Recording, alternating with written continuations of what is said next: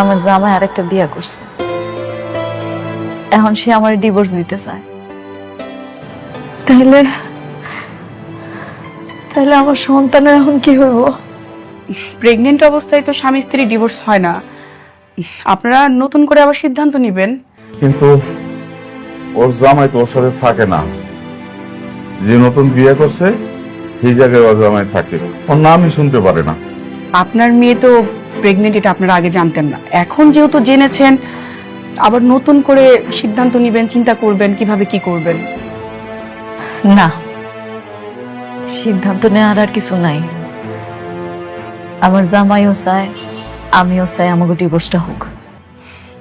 কিন্তু প্রেগনেন্ট অবস্থায় তো ডিভোর্স হয় না, দেশের তো আইন কানুনের একটা ব্যাপার আছে, ওইটা তো মানতে হবে।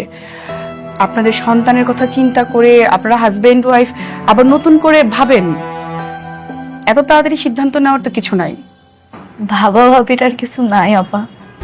যেই মানুষটা আমার কথা একটা বড় চিন্তা না কইরা টাকার জন্য আরেকটা বিয়া করতে পারে,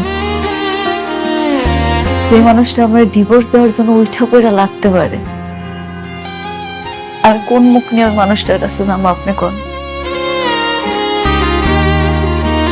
না, আমি আর যাব না। পৃথিবীতে তো এমন অনেক সন্তান আছে যারা জন্মের পর বাপ মা কাউরে দেখে না, তাই বলে তারা কি বড় হয় না, মানুষ হয় না?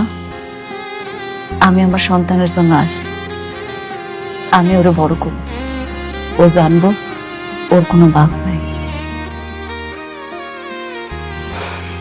আপনারা যেটা ভালো মনে করেন, আমার যেটা ভালো বলার ছিল আমি বললাম।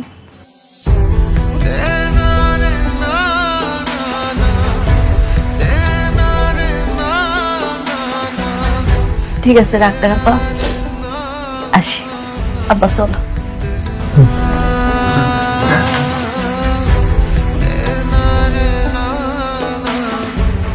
মারে, তুই জামাইরে তালাক দিস না।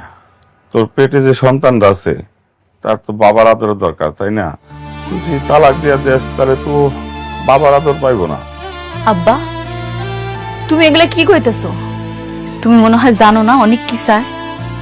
তোমার কি কিচ্ছু মনে নাই? তুমি দেখলা না ওইদিন সবার সামনে ওই কেমনে আমাকে ডিভোর্স দিতে কইলো?